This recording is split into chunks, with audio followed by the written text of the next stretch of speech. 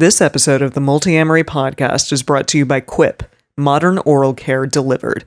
For a free toothbrush head refill, go to tryquip.com/multiamory. I feel like the irony there, though, is that at the same time that we have this kind of cultural script about your partner's partner being someone you don't like, that at the same time we have this image of sort of the kitchen table poly where you and all of your partners and your partner's partners all get along and everyone's great. And we hear those stories and I think sometimes can feel very guilty or feel very bad if that's not the experience we're having.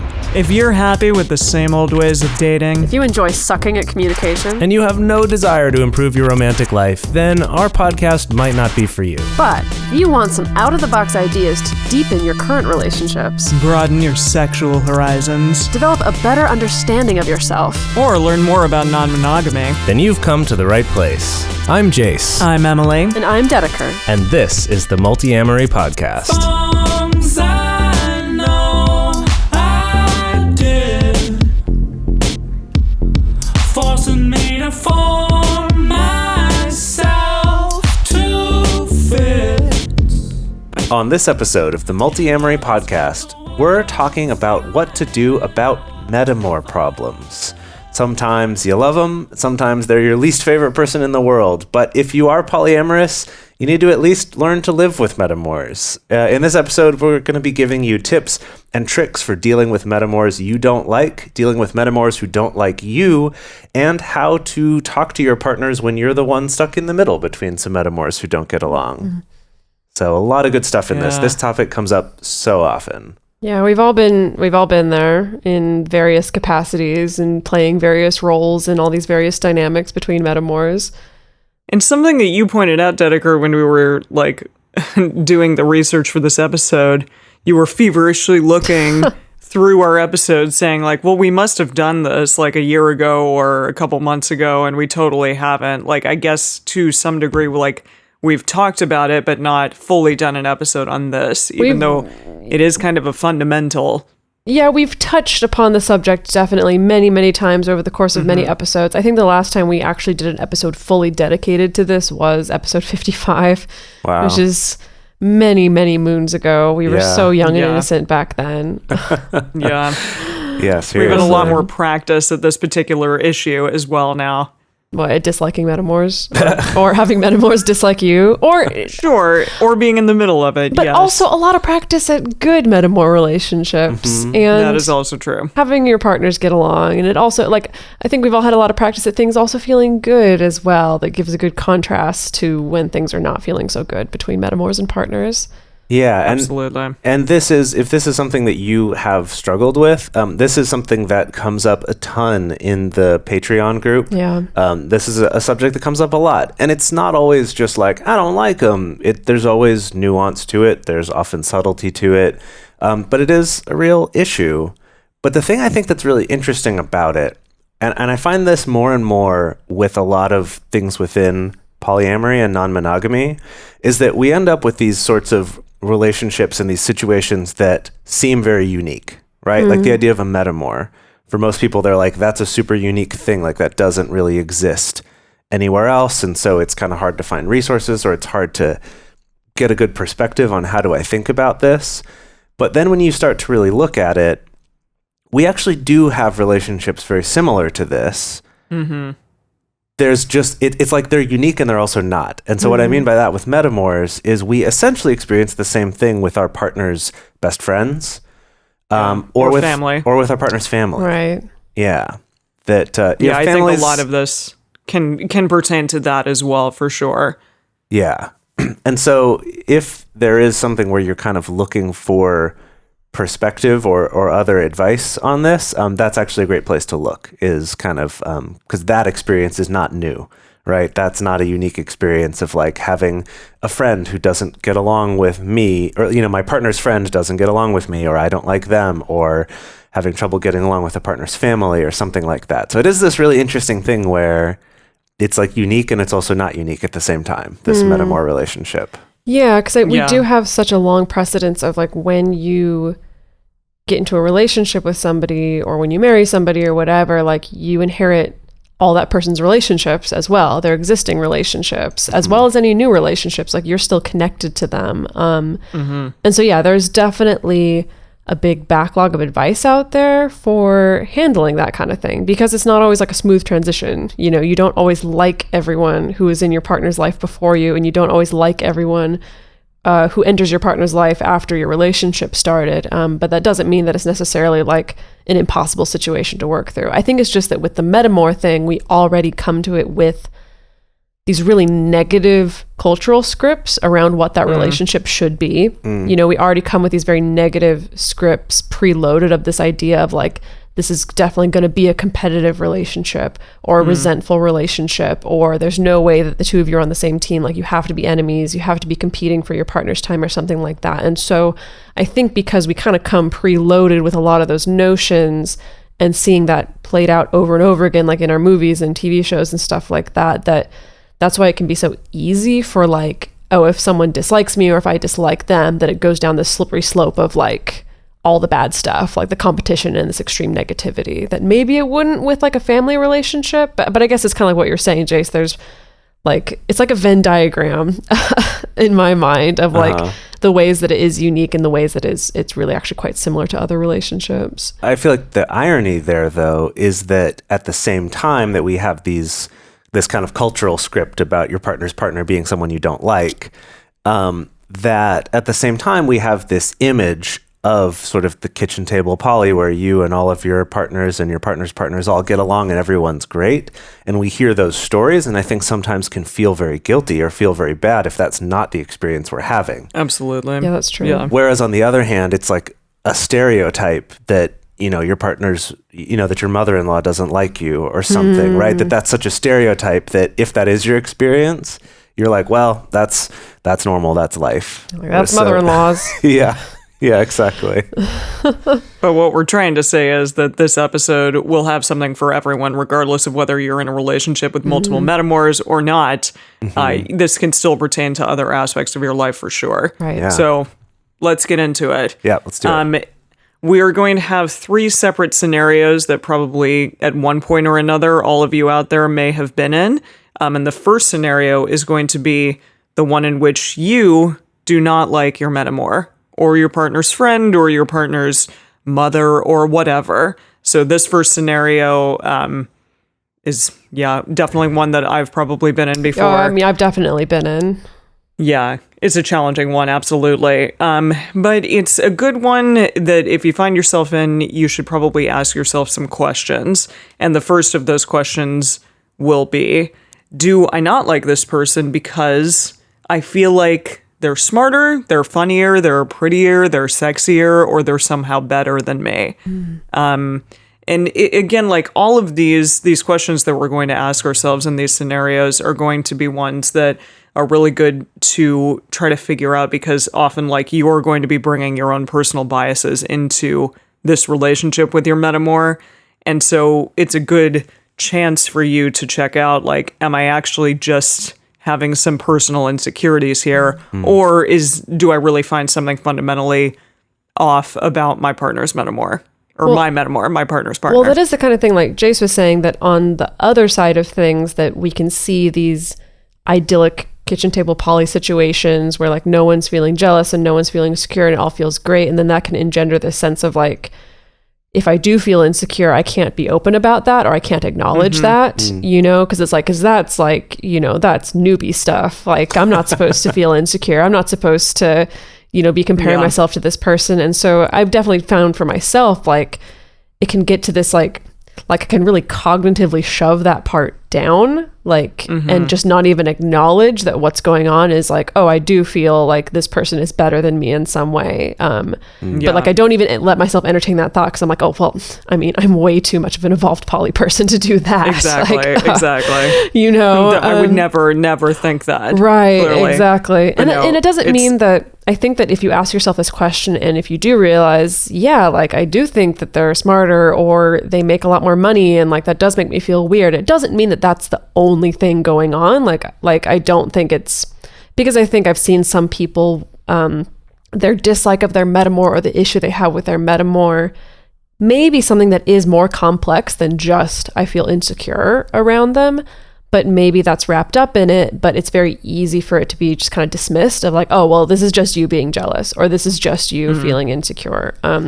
So I think that's the important thing in asking that question. It's not meant to just disregard any other like weird feelings you may have about your metamour, but understanding that that may be part of what's fueling it. Yeah, I agree with you, Dedeker, but it still is a good opportunity in which to potentially check yourself. Oh, yeah. And say like, hey, like, okay, are my feelings valid, or are they actually just wrapped up in my own personal biases and insecurities?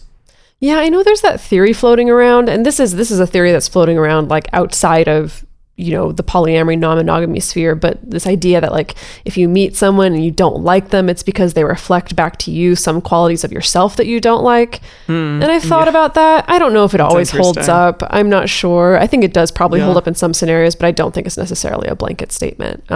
Sure.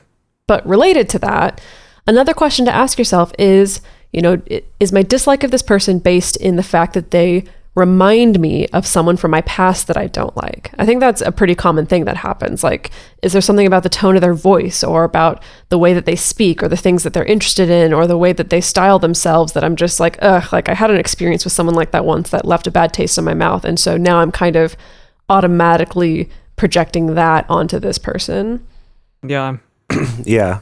No, that's interesting to think about that too, of like, or does this person remind me of some aspect of myself that I don't like? And I think that's something actually we're going to get into more later, is this idea of projecting your own thoughts or feelings onto this person, either your own ones that you do and that you have, or your own ones that you've internalized about the way that all men are, or all women are, or something like that. Yeah, definitely. So I feel like there's kind of levels to this. I hope we'll get into that a little bit more later. The next one kind of related to that is, do I feel like this partner is too different from me? You know, does that mean that, oh, if my partner is into this, how could they also be into me? No, I've definitely felt that one. Yeah. For sure. Oh, yeah. Yeah. Yeah. The too similar or too different can both evoke that same feeling of like, they're going to replace me, or like, wait, how could they be into me if they're also into this person who looks totally different than me, or is into totally different things, or, you know, has a totally different like sense of humor than I do, or right, like all sorts of things like that. Right. I think it's a really good opportunity to remind yourself that like polyamory allows you to explore so many different facets of who you are, and that, you know, for your partner, they may be really interested in something or find something very attractive in someone else that is a quality that you don't have at all. And that's completely understandable, because it reflects like this impressive, new, exciting part of them. And that really has nothing to do with you. And I think in the moment that can be really difficult to understand and to allow, maybe, and say like, okay, this is all right. It's challenging and it may hurt, but I think it's great that they get this side of themselves filled from this other person. So yeah, I think that's challenging, but it can be the case, and something to think about there. Yeah, I feel like that with this one, I've found for myself personally that I've definitely had sort of a lot more peace in my life the more I've been able to accept that other people can be better than me at things, and just like let them have that. And what I mean is like, rather than feeling like, oh, well, they are good at this thing that I've never really had that much of an interest in or spent that much time on, but like, now I've got to be focused on that, or I've got to try to be better at that and compete in like every arena, essentially. Interesting. And I've definitely found, and I've even done this in the past with my partners themselves. Like, you're dating someone and they're into something or good at something. It's like, well, I've got to be just as good at that thing or better at that thing. Right. Like, I'm never going to be as good at languages as the two of you are, but that's okay. Like, yeah, well, I'm never going to be as good at like karaoke and Mario Kart as Emily is. I don't know. Thanks. But you hold your own for sure. In which part? In Mario Kart? Yeah. I knew she was talking about Mario Kart. Yeah. Karaoke. What was the other one that you said? Karaoke. Oh, karaoke. Yeah. Oh, no, you still do. Come on. I mean, I can hold a solid 6th place in both arenas, I believe. Oh, my Lord. Wow. Oh. Gosh. But yeah, anyway, I guess that kind of letting go. Like, for example, right now I have a Metamour who even works in the same industry that I do. And that could be very easy to fall into this competitive thing of like, oh, he's worked on a bigger film than I have, or right, he works in 3D and I don't as much, or right, something like that. And I've just found my life is a lot happier by not worrying about that and being like, that's awesome. Like, I get to be excited about the fact that he does these things and that he works on these big movies, and I don't have to put in the hours involved in working on those movies. That's true. Or whatever it is, right? Yeah. Like, just kind of letting him have his things, even if they're similar to mine, has definitely been helpful for me. So I'm going to switch the angle of this questioning a little bit. You can also ask yourself, does this person have a reputation for treating others badly? And this is definitely one to kind of take with a grain of salt. I think on the positive side, like if you're active in a community of people who are poly-friendly or polyamorous or whatever, you know, they can definitely act as a dating pool. And kind of the both good and bad thing about communities like that is that gossip travels pretty fast often. And gossip in its nature, sometimes it's accurate, sometimes it's not, sometimes it's a little bit of column A, a little bit of column B. And so if someone has a reputation for treating others badly, I think that then you kind of need to get into some sub-questions, some subcategories of question of like, okay, was that something that I heard from someone else? Was that something that I observed? Did I have a personal experience with this person, like witnessing them or directly experiencing them treating me or someone that I know badly? You know, kind of like, what have I heard and what have I gotten? And is that fueling my dislike of this person? Yeah. Because let me tell you, there's definitely people that I've known in like the communities that I consider that I'm connected to, where it's like if someone that I knew started dating this person, I would definitely be like, ugh, I don't know, red flags. I've heard some really bad things about this person, or I've seen this person treat other people really badly. And so that would definitely be a part of that exploration process of like, okay, I know for sure that like my reaction to this person is very much fueled by my perception of their reputation. Yeah. And I think it's important in those instances also to like try to figure out what your own opinion of that person is, like regardless of what other people may think, but maybe in those instances, like go out with this person to coffee or something and try to get to know them and try to see like, hey, do I agree with that, you know, or can I build a separate idea of who I think this person is? I guess this idea of giving this person a chance. I mean, okay, this feels like such a thing that's like so case specific. It's hard to give it is broad advice, but it seems like I would think that if it's the kind of thing where you've only heard rumors maybe, or you just heard gossip, like maybe trying to give a chance. Like, yeah, I think Emily's suggestion is good as well, of like giving yourself a chance to humanize this person and form your own opinion. Well, I think humanizing people in general is a really good thing to do in a lot of these instances. Yeah. And we've talked about that before. I mean, I think something else that goes along with this is even if it's not just gossip, but say you heard this from a close friend of yours who dated them and they were like, for example, this person was super pushy and like always arguing with me and like pressuring me to do things or whatever, right? That you might be like, okay, I've heard this from a reliable source. This is not a good person. Therefore, I'm justified in disliking them. However, that doesn't necessarily mean that with someone else, that experience would be the same. And we've talked about this in the past in terms of like the different ways that people argue or the different ways that people debate or like make decisions together. And it's largely based on how their family did it when they were younger, kind of what their role models were for that. But that same person with someone else might not come across as pushy, but just like, I'm glad that they stand up for what they want to do too, because so do I. And that's how we reach a consensus where we both, you know, end up doing what we want because we're both very vocal about what it is we want and we can negotiate that way.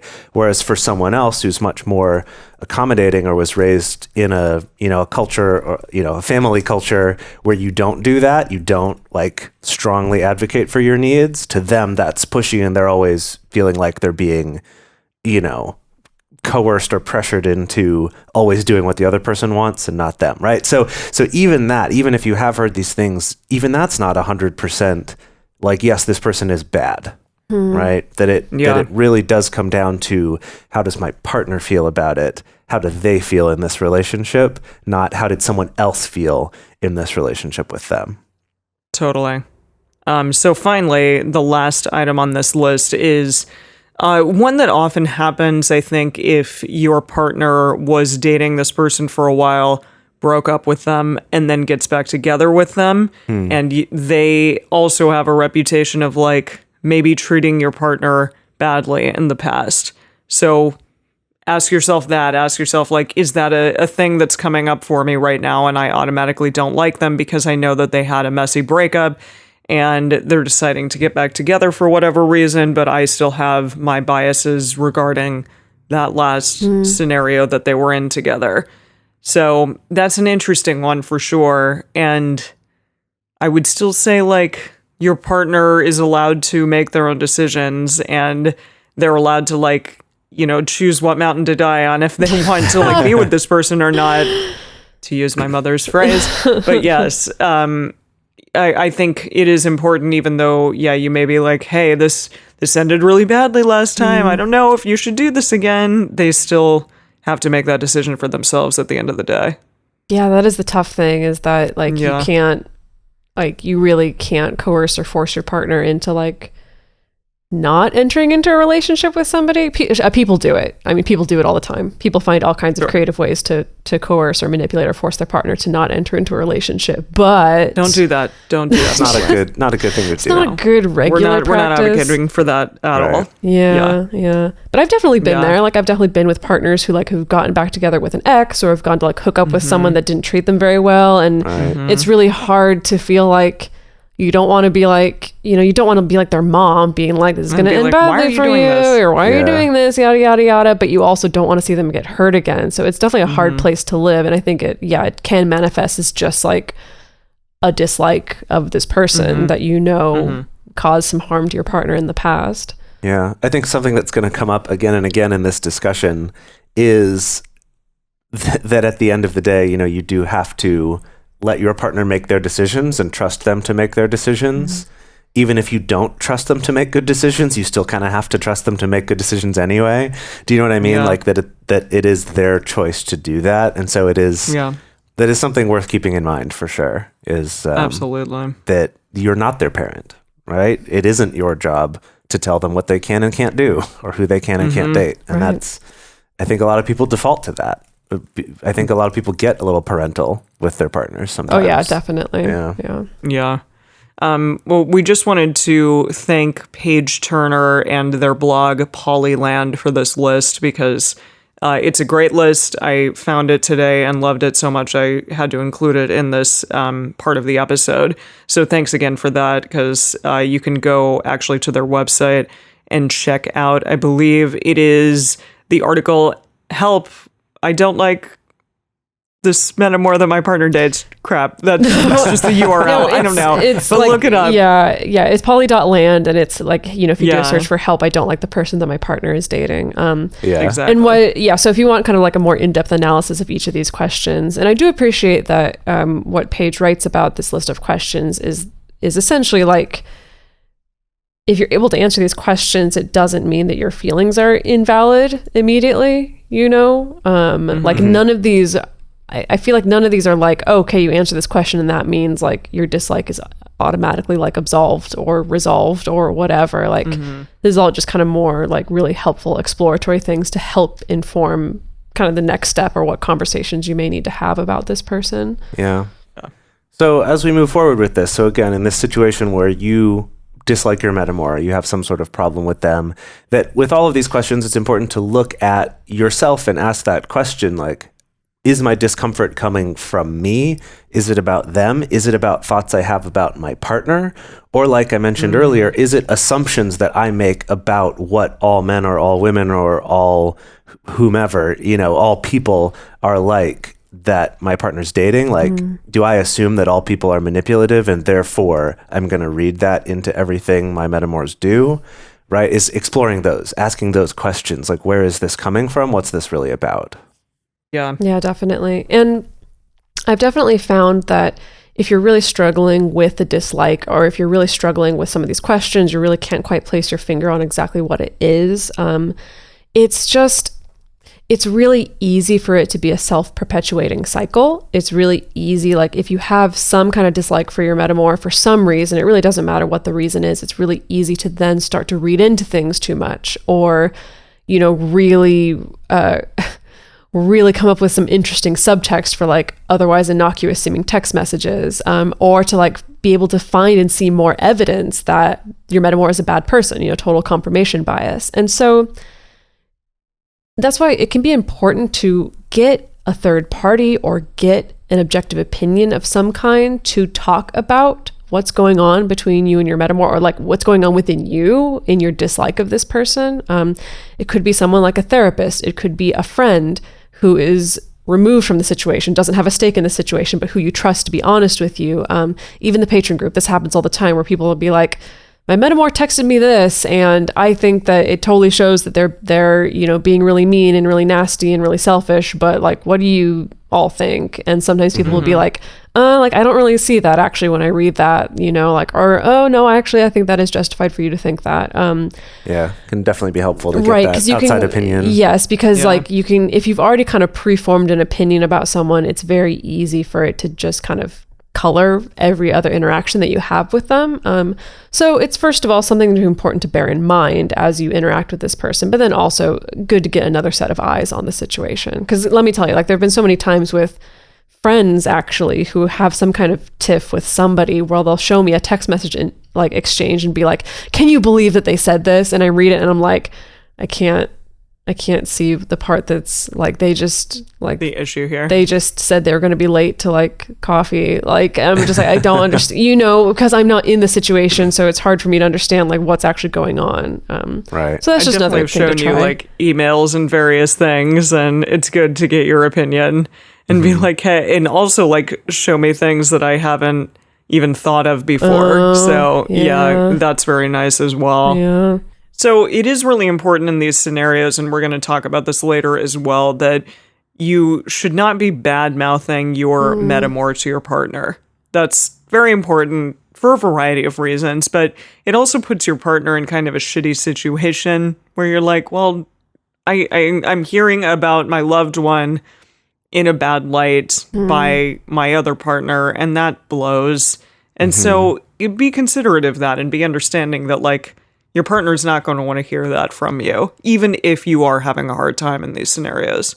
Yeah, I've made this mistake many times. Oh, really? For sure. Absolutely. Yeah, I mean, the last time that I can think of, like when I was in a period of my life in relationships where I was having like a really hard time with a particular metamour, I did find some solace in being able to vent to other people. Like, that's when it's good to, especially also venting. I mean, I vented to the two of you, but I also vented to people totally removed from the situation. And that was arguably like, well, that's the best feeling venting was just having someone who has no stake, that I can literally, like, you know, can practically play the poor baby game that they talk about in The Ethical Slut, you know, where I can just be like, and this person does this, and then they did this, and then, oh, I really don't like the way they do that. And they'd be like, oh yeah, gosh, they sound like they're really sad. You know, they can purely just support you and like your issues with this person. But I think I didn't do that enough, because I definitely like also ended up like mouthing off to my partner and like saying some really like mean things in the spur of the moment about this person, like because of my frustration. And I don't know. It's definitely something where it's like in that particular scenario that I'm thinking of, there were some things that were justified in like my dislike of this person, but there were also some things that were really not. And, but unfortunately, both of those came out of my mouth multiple times. And it's like the toothpaste thing, you know, once you squeeze it out, you can't put it back in. Like, oh boy, it's, you know, it's out there. It's out there.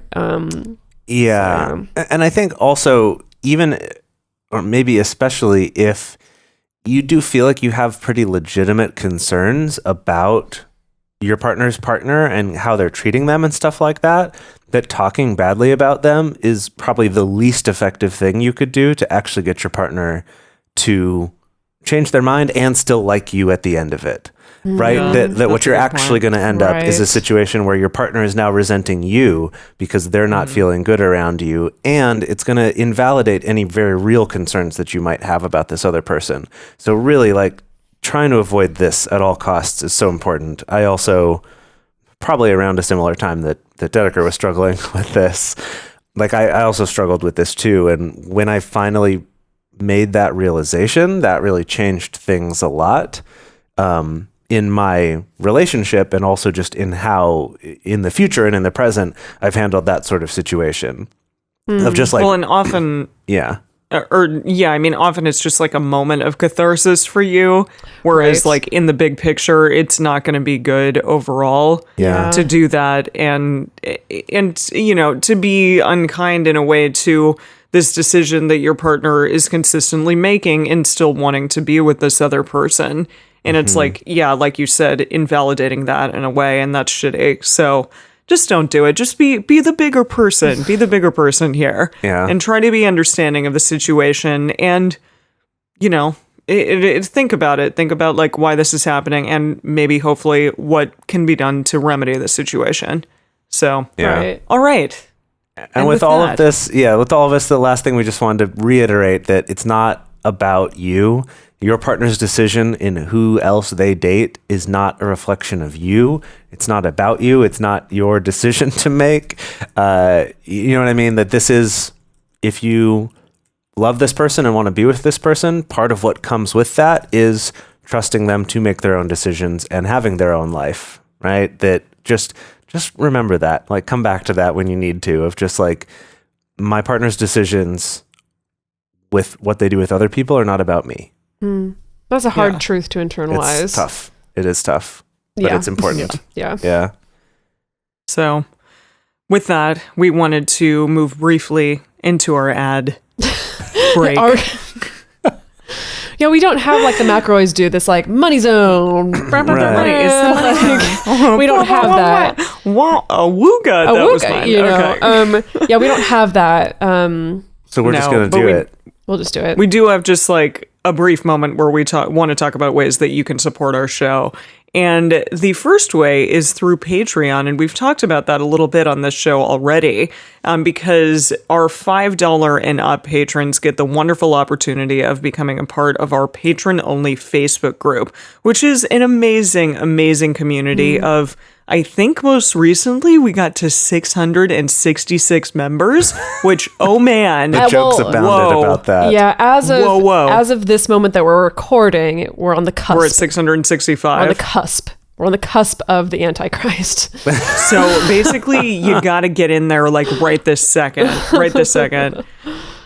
because then you will be, you know, the Antichrist, and that's awesome. Well, hopefully by the time we're this kidding, comes we're out, kidding, we'll be comfortably past that number. Right. Yeah, Yeah. I'm assuming we will be by the time this episode airs. But it is a wonderful place in which to talk about things like this that are happening in your life. If you are having an issue with a metamour, if you know that a metamour is having an issue with you and you don't know how to handle it, if you're stuck in the middle of both of these things, then it is a great place to bounce ideas off of like-minded people, and also share like the great things that are happening in your relationship. We try to do a post every week about like share something awesome that's been happening in your life or in your relationships, and that's like a great place to look through every single week and like see how well people are doing, and it is very uplifting and we love it. So again, if you want to contribute to our show, then go to patreon.com/multiamory and become a patron today.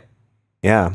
Also, if you want to spread the word and allow more people to hear this kind of stuff and get this information, one of the best ways you can do that, besides actually just sharing it with people and reposting it places, is to take a couple minutes and write us a review on iTunes or on Stitcher.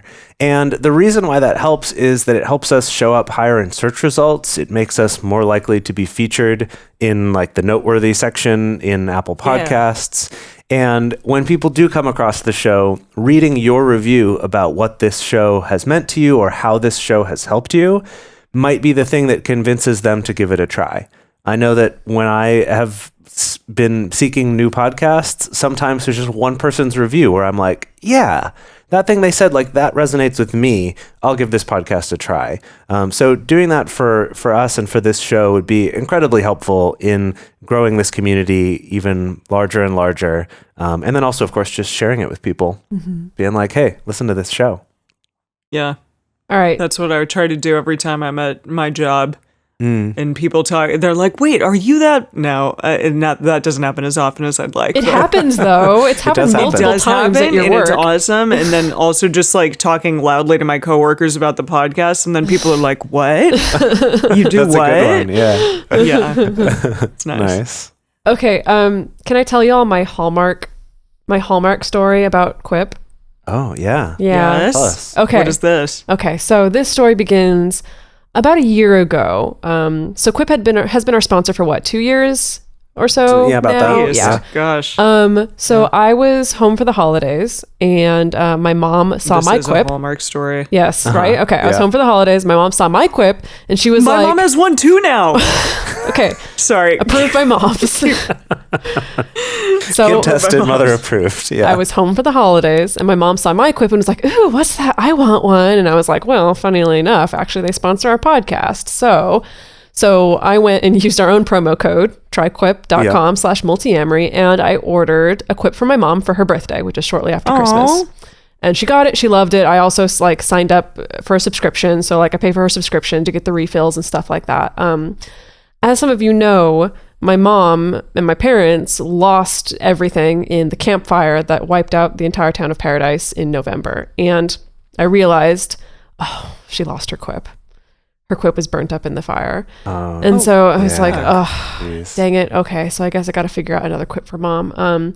But I sent them an email because I was already having to figure out like, okay, I got to like change the address on the subscription, but they already sent one out. I don't know where it's going to end up. So like I sent them an email being like, this is what happened. Like my mom lost everything. We need to change the address. And I'm trying to figure out how to get her a new Quip without signing up for a new subscription, you know, yada, yada, yada. And they were so nice. They gave me like a little bit of a discount, and they waived the shipping for me so that I could, and they like rerouted the shipping of the subscription for me so that I could get mom a replacement Quip without having to sign up for a new subscription. So anyway, I was just like, good on you guys, Quip. Like, good on you for being compassionate, and it made me feel really good for patronizing them. Yeah, and that's awesome. Yeah, so Yay. if you want some of that for yourself, again, go to tryquip.com/multiamory. Order Quips for the people that you love. It'll help support the show, and it'll help keep your teeth clean. Also, it's just kind of a side effect, really. Yeah. And by using that promo link, tryquip.com/multiamory, you get $10 off your first refill. So your first refill will be free. Yes. Which is rad. Yeah. How'd you like my Hallmark story? I see great. Emily's a little bit teary. I know. Like, Definitely. Oh, yeah. No, Okay. it was pretty touching. Good. Yeah. I'm working on optioning it to the Hallmark Channel now. Yeah. I think they definitely, if they can make like an entire movie around Quip, Yeah. then What would it be that called? Would be Like, incredibly Quip? impressive. I'll be home lesser for Quipmas.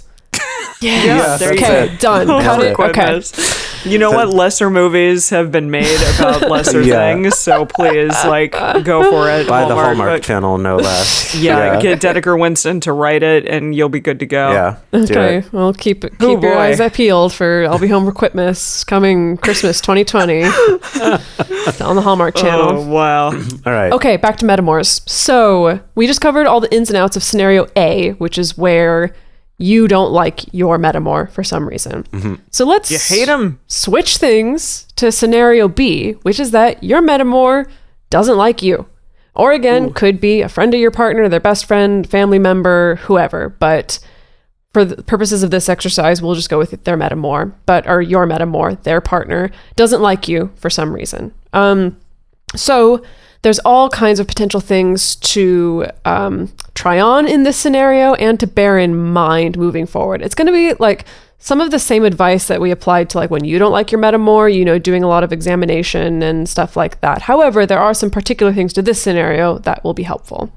Yeah. So number one, first of all, is do not use your mutual partner as a go-between. And this isn't just so simple as like, don't send messages through them, but your mutual partner is probably going to try to do this by default. Not because they think they're being a go-between, but just they're like, oh, well, you're talking about the situation and you're saying like, oh, it's frustrating. I don't understand why they wouldn't like me over this thing, or that doesn't seem fair. And they will then go, oh, well, I'll talk to them about that. I'll try to mention that to them and see if they can calm down about it or something. Or your partner coming to you and being like, well, they told me that like this happened at this party and that then like you said this thing. And so that's why I think that they're upset with you or they don't like you. Right. Yeah. So when your partner does this, and they will, it's just when we're going to get to scenario C where you're the person who's in the middle, but, is don't let them do it. Stop them from doing it. Ask them not to do it. That means, say you're sharing something about how you feel and they go, oh, I'll try to talk to them about that. Go, no, please don't actually. Like if that's something that they and I are going to talk about, like let us do that. Please don't be the go-between. Please don't try to relay messages between us. And the same thing if it comes back the other way. Just be like, I appreciate what you're trying to do and I know this is important to you, but please don't end up as the go-between between us. This is huge. This is so huge, which is why it's number 1 on our list here, is just right from the start. Like it's going to happen a little bit. It just will. That's how humans work. But don't let that become the norm. Don't let that become a thing you rely on or a thing that, becomes their full-time job. Mm-hmm. Yeah.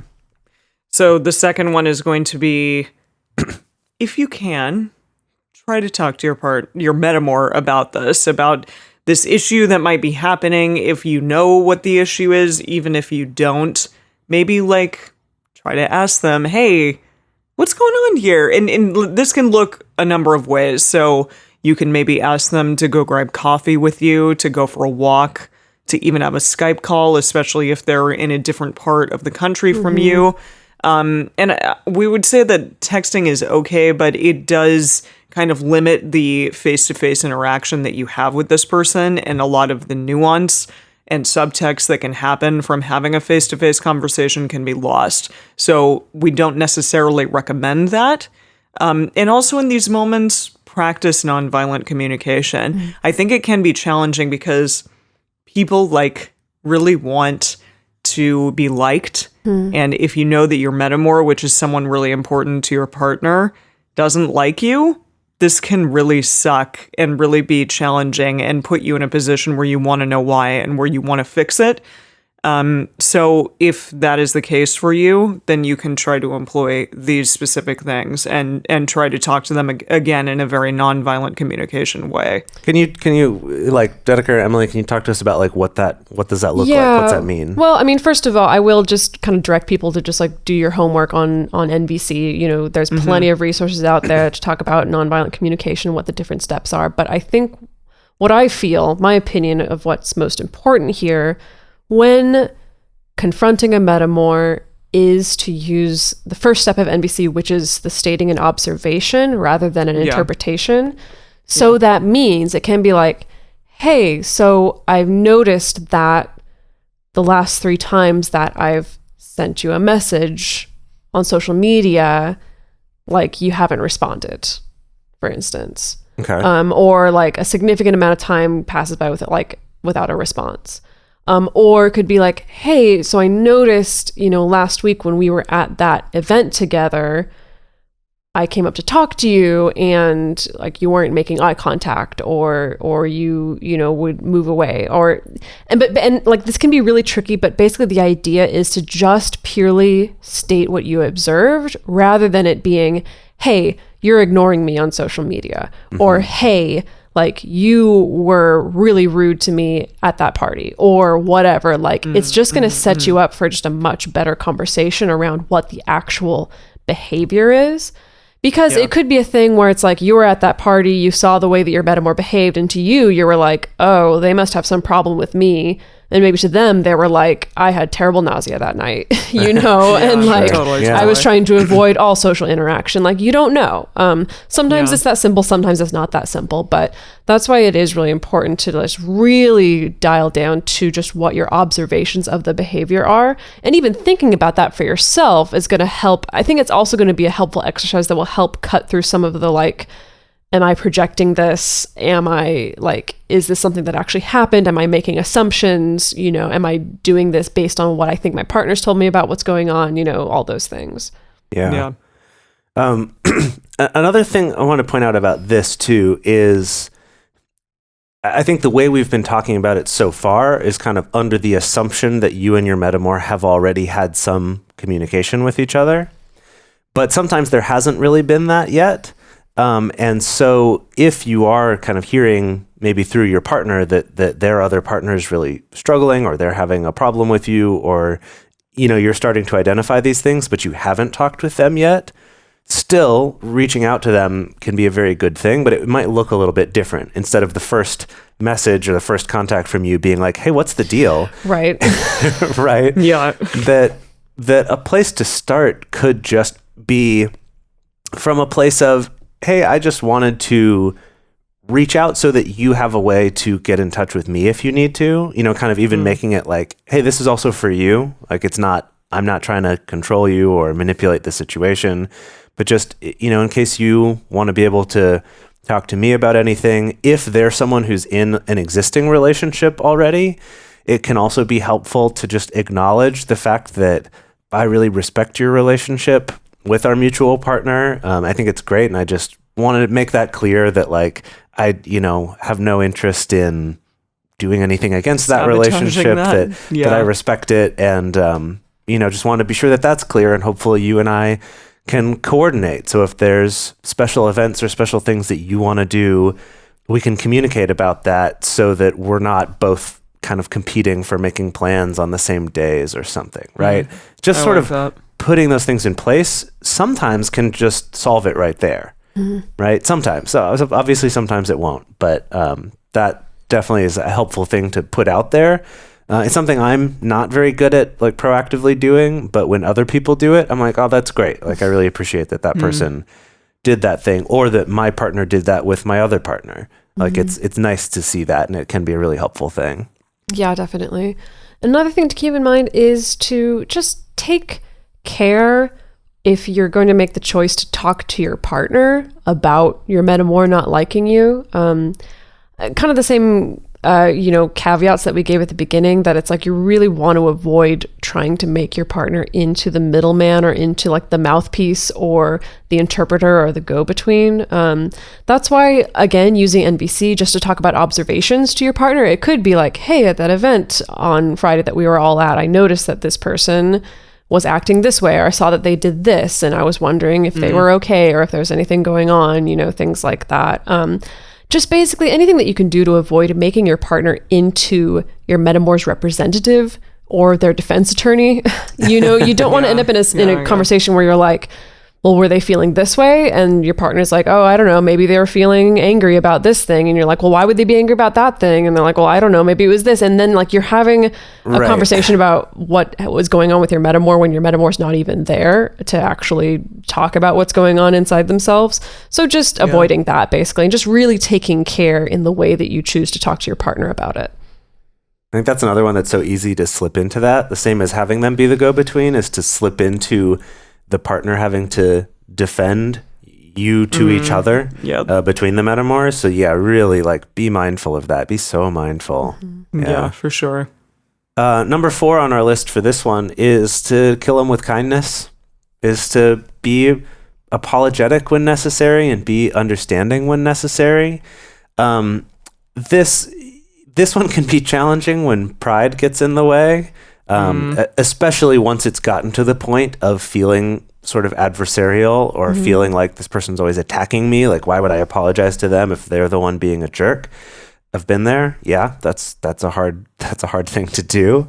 But this can also be helpful in if you're requesting something from your metamour. For example, I got a message once from one of my metamours, my metaphorical metamour, where we were trying to make plans with our mutual partner, and he kind of started a request by sort of being apologetic and hey, I'm really sorry if this messes with your plans, but I actually kind of really wanted to have this time with her.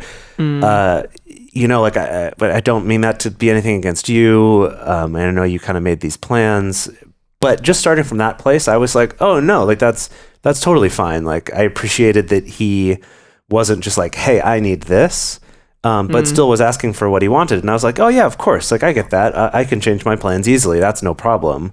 So anyway, that can definitely be helpful of just like approaching it with kindness and gentleness and maybe sort of apologeticness and understanding. Yeah, I think that goes a really, really long way. Yeah. People are more likely to be like, well, fuck, okay. Like, I can't be a dick to this person because, like, they are being really understanding of me in this moment, and that means something. Yeah. And so in these very tight-knit communities of non-monogamous or, you know, just any type of people that even friend communities that, like, know each other quite well, sometimes there are these moments where people get gossiped about, and it's shitty. It's not okay, in my opinion, at all. And if you know that people are out there gossiping about you, that your metamour is? Yeah, exactly. Or, anyone, but specifically in this scenario, that your metamour is gossiping about you. Try to take the high road and don't choose to do the same thing to them.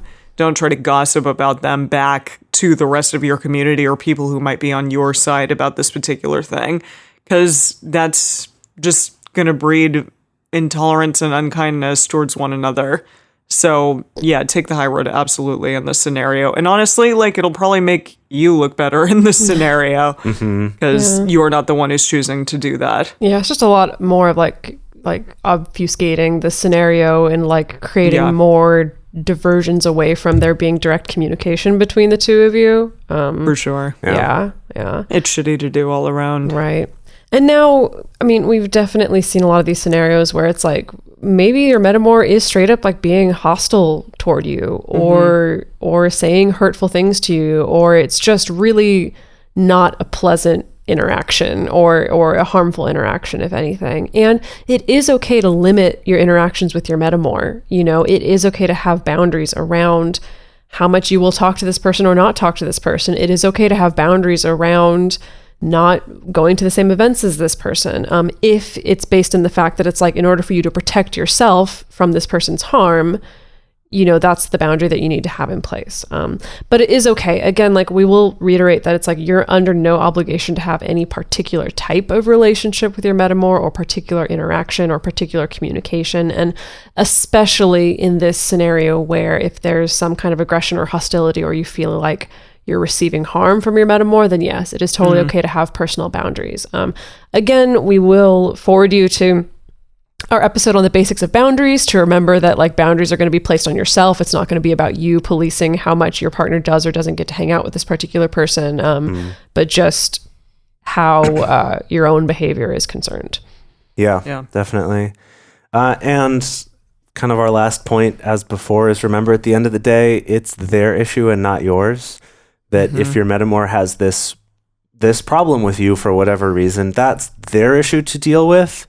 And kind of keeping in mind from scenario A, what we've talked about, that they're probably going through all of those things and having to explore those things, or maybe not exploring them, but ideally they will. That those are all factors going on, and that so much more of it's about them and not about you. And this one can be hard. And I think there's two parts to this. There's one is just how you feel about yourself, being like, it can be easy. I know I've experienced falling into this like, well, what's wrong with me that this person dislikes me so much, especially if this has happened to you more than once. It's like, well, what's wrong with me? And while I think maybe there's sometimes value in that question, it is important to remember, and I appreciate the two of you for reminding me of this, of being like, it is their issue, not yours. And then on the other hand is remembering that can help you avoid falling into the trap of just doing the same thing back to them. Right. And this one is big, right? Of not feeling like, it's like a cyclical thing. It's like Emily mentioned with the gossip, like don't gossip back about them. At the same time, if they're trash talking you to your shared partner, don't do the same to them. You could express that is hurtful to you, or even better, maybe express like, hey, I'd appreciate if you didn't try to be the go-between and send those messages to me. Like that's something that you and that person need to work out. That's not my thing. If they want to talk to me directly, they can. But just do not fall into the trap of making it a you against them because that's not going to work out better for you in any way. There's no scenario where that's a better outcome for you, so just don't. Yeah. And that can be really hard, but that's one of probably the most valuable lessons I've learned. It's like, don't fall into the trap of letting it be you against them. Let it be them against themselves, essentially, right? Yeah.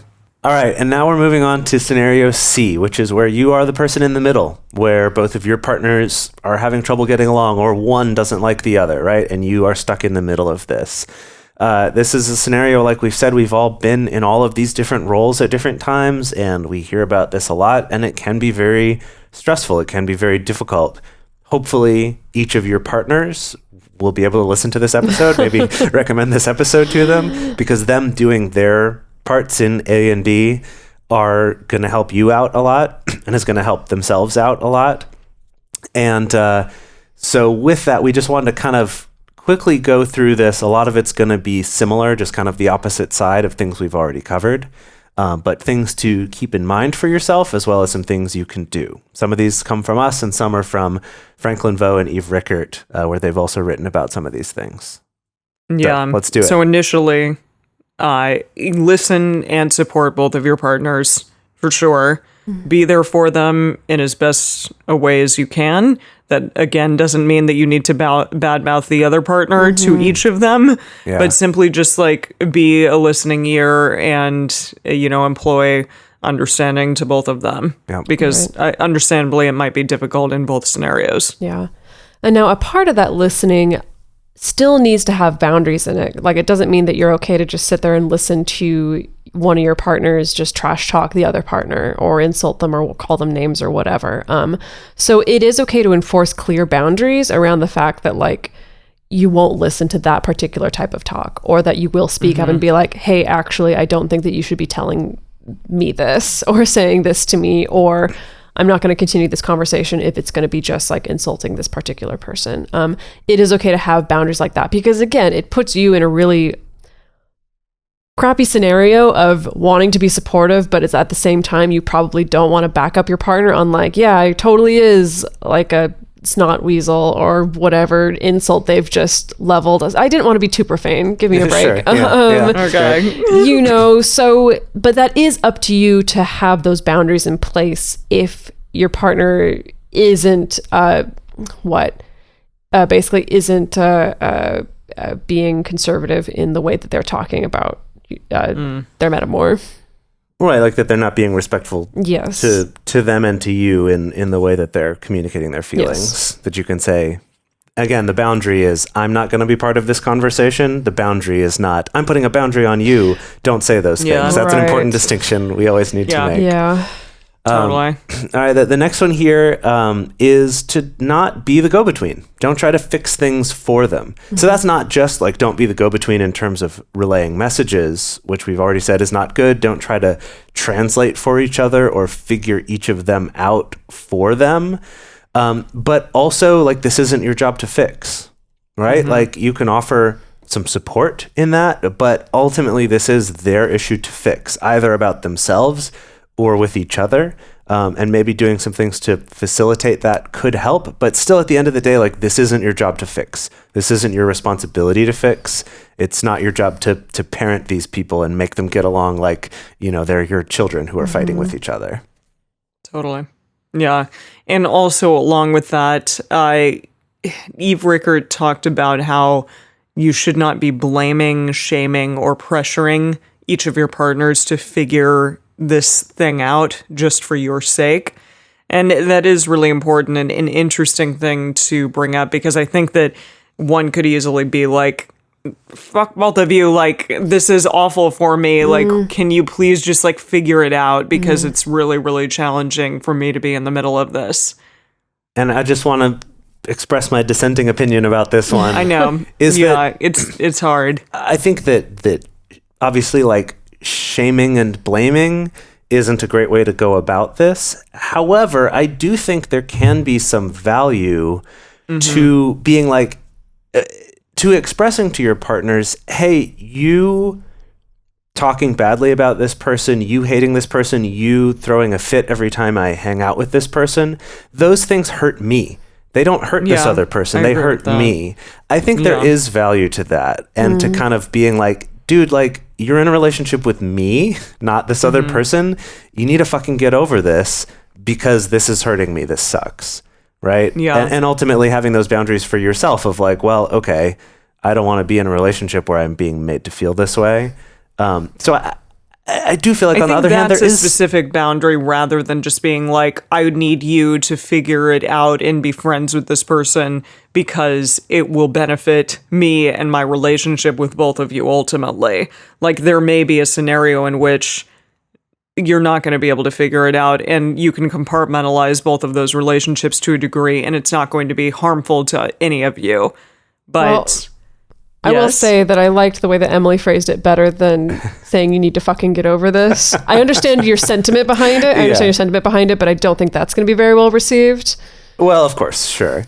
I think what Emily brought up, though, that I think is important is that it's more about, I need you to figure this out in a way that makes you not treat me badly because of it and not cause trouble in our relationship because of it. Whereas I would definitely agree, like, don't shame or say, like, you have to get along with this person or you have to like this person or to try to coerce them into some kind of relationship that they don't want. I think that's definitely worth pointing out. But just, I think maybe keeping the focus more on, like, I need you to at least get enough of a grip to be able to maintain our relationship. That I do think there is some value in that, because I think sometimes people don't realize it. They're so focused on how much they don't like this other person or how much they think this other person is the cause of these problems that they don't realize how much they're hurting you in the process of disliking that person. Interesting. Yeah, that's true. And I think just another reminder is that if you find yourself caught in this scenario, like, be compassionate to yourself. Like, it is okay to give yourself some gentleness and some love and some compassion, because I think that it is important that you're able to take ownership of the things that you may have done that maybe contributed to this scenario. Because, because sometimes it is. Sometimes it's like, oh, maybe like I lied to this person or I really didn't respect this person's feelings. And then that just kind of like added fuel to the fire, essentially, of what's going on between my two partners. So it is okay to like take ownership of the things that you have done, but you also don't need to take full responsibility for the entire scenario, because these are two separate people who are functioning separately from you. And that is okay for there to be that sense of separation, in that, like, to a certain extent, this is going to be their thing to work out as well. Yeah, absolutely. And also, at the end of the day, realize that these two people are adults, and therefore it is ultimately up to them to decide if they want to mend things or not, and they may not want to. They may be okay with sticking in this place of, like, resentment and anger, or it may just be that case for a while, for a number of years even. And it is possible for change to occur, but it may take time. And that's something to be aware of as well. Like, it may be challenging in those moments. And if you want to stay with these two people, then, some understanding there is perhaps needed in those moments. Or the mending of it may look like them deciding, like, we can't have any kind of connection with each other. Like, we can't. Sure. We just can't. Like, that's just what we've decided. Is like, we're both going to have boundaries around, like, we can't be friends. Like, we can't hang out with each other. And that is sad, and it's not necessarily ideal. However, like, if that's what fixes the scenario, like, that is something that's worthy of respect also, of two people having boundaries. It means that you have to figure out some things logistically. You still have to advocate for your own needs as the partner in the middle of, what it is that you need from each relationship. But sometimes that happens, and that is their decision. Yeah, and related to all of that and connected to all this is it's important to take care of yourself and to prioritize your own mental health and your well-being. That it's okay to take time away for yourself to recalibrate and connect to what it is you actually want. Like, why are you in these relationships in the first place? It's easy to get lost in just, all I'm doing is damage control. All I'm doing is trying to make everyone else happy, and I'm not actually enjoying these relationships at all. That it is worth it to take that time to really figure that out for yourself, and to find a way to be like, how can I actually enjoy these relationships? What boundaries do I need for that? How do I need to be taking care of myself? But just remember that, like, take care of yourself. Your purpose in this relationship isn't just to run around trying to appease everyone else. Yeah, definitely. So we're going to end things out on, I just have to, we have to cover this because it comes up in the patron group. It's always a question that's asked, and it's, okay, so, but what if I have a problem with my metamour because I think my metamour is abusing my partner in some way, like either physically abusive, emotionally abusive, verbally abusive, whatever. And whether like maybe it's based on, I just think that that's the case, or the behavior that my partner displays seems to be that case, or maybe my partner has straight up told me that this person is abusive, any number of scenarios. So these kind of fall on a spectrum. I feel like the darker side of it tends to be like, oh, well, I think that this person is abusive, so it's okay for me to dislike them. It's maybe not necessarily based on evidence, not necessarily based on what's actually going on. It's just that like, maybe I've heard some negative stories and I've kind of continued the story in my head that this person is abusive or manipulative. So that means it's okay for me to dislike my metamour and not have to do anything to like fix the relationship. That's kind of like the darker, more dysfunctional side of it. The less dark side of it, it's not like the light side, but like the less dark side of it that I've seen is more of that of like, I know that this person's abusive, or like my partner has told me that this person is abusive, but I feel so powerless to do anything because they're still with this person. And in those scenarios, again, like we were saying at the beginning, it's really a lot of the same advice as if you suspect that a friend or any loved one is in an abusive relationship. It's not an ideal scenario to be in because it can feel very helpless, but it doesn't mean that there's nothing that you can do. There are things like, you can speak up, you can express concern for their safety without judgment. It doesn't have to be a judgment of them staying in the relationship or being with this person, but it is okay to speak up and express that you are concerned about them and about what's going on in the relationship. And bear in mind that direct intervention, I think when we know that someone's in an abusive relationship, it's really easy to feel like, okay, we got to sweep in and save them. We're going to come in the night and like bundle them up and whisk them away to their new life and everything's going to be okay. We got to rescue them. But the thing is that unfortunately, direct intervention like that can often make the situation more dangerous, but not only for you trying to do the rescuing, but also for your partner who's potentially being abused. Like it can really make things really, really a lot worse and potentially dangerous. And so it's better to go at it kind of in a more gentle way. It is okay to ask them if they're open to certain things, such as like, are you open to reaching out to an abuse hotline? Or how would you feel about making a report to the police? Or do you think that finding some professional help here would be helpful? Can I help you in doing that? And again, asking is okay, but pushing someone into something, so as in like pushing your partner into like, you got to leave this person, or you need to get help, or you need to call this person, like, unfortunately, from the perspective of the person in the middle here, it's likely to feel more like just more abuse and control rather than you're trying to help me. It's going to be more likely to feel like, this is like another scenario where someone else is kind of like trying to dictate what I do or tell me what to do, and it's probably not going to feel good. So again, if it is a scenario where it seems like there's some abuse happening, unfortunately, like you can't directly intervene, but you can express your concern, you can speak up, you can advocate for your partner and kind of try to create a container and a context for them that feels as safe as possible for them to make the decisions to leave or to get help and so on and so forth. Yeah. So just to bring us back around, sort of the key takeaways from all of this is that it's often their issue and not yours, and that there's things that you can do to sort of keep your own side of the street clean, is an expression that Dedeker likes to use. Oh, yeah. I'm going to take care of my side of the street. For sure. And there's a lot of good stuff there. I hope you found this helpful, that you can go back through and look at these things and see which ones might I be able to do a better job of, or what things could I stop doing that I'm doing or start doing that I'm not. But then keep in mind at the end of the day that you can't control other people, that you can't just magically change the way other people think. We want to thank you all for going on this journey with us today and talking about all of these ways in which metamours may or may not like you, or you may be stuck in the middle of all of that. And we want to hear from you. What has happened in these scenarios? How have you dealt with these scenarios? Have you had any issues with it? Have you just like broken up with people over it? Have you had great relationships later on with Metamours that initially you had shitty relationships with? We want to hear it all. And the best place to share your thoughts with other listeners is on this episode's discussion thread on our private Facebook or Discourse forums.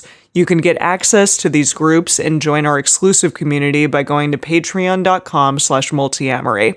In addition, you can share with us publicly on Twitter, Facebook, or Instagram.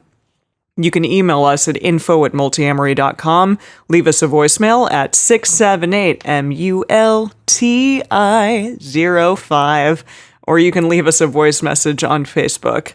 Multiamory is created and produced by Jase Lindgren, Dedeker Winston, and me, Emily Matlack. Our episodes are edited by Mauricio Balvanera. Our social media wizard is Will McMillan. Our theme song is Forms I Know I Did by Josh and Anand from the Fractal Cave EP. Our full transcript is available on this episode's page on multiamory.com. Hey, this is Dan Savage from the Savage Lovecast and Savage Love. You're listening to a Swing Set podcast at Swing Set FM.